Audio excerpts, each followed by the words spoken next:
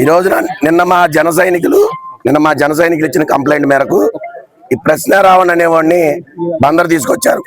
మంచిదే అయ్యా. పోలీసులు కూడా ఒకటే చెప్తున్నాం, గతంలో పేరు నాని గారు ఉన్న టైంలో ప్రతి పోలీస్ స్టేషన్ లోనూ ప్రతి 3 నెలలకి ఎస్ఐ బదిలీ అయ్యాడు. మాన్యశ్రీ పవన్ కళ్యాణ్ గారు వచ్చిన తర్వాతే మీ బతుకులు మా బతుకులు బాగుపడ్డాయి, మీకు వాల్యూ ఇచ్చారు. అట్లాంటి పవన్ కళ్యాణ్ గారిని అనాలోచితంగా అకారణంగా గొడవ ఎవరిది? ట్రిపుల్ రఘురామకృష్ణరాజు గారికి దళితులకి గొడవ.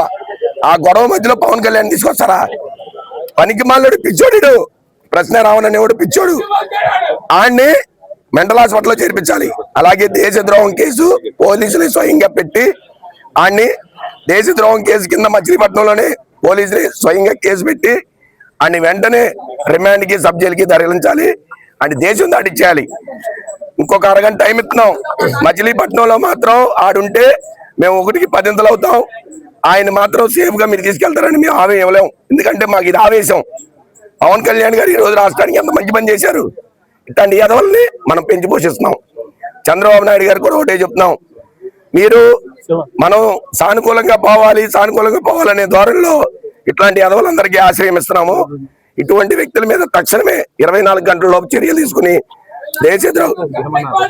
దేశద్రోహం కేసు బనాయించి వెంటనే లోపలేయాలి. ఇది మా డిమాండ్. మచిలీపట్నం జన సైనికుల ద్వారా మేము తెలియజేస్తున్నాం.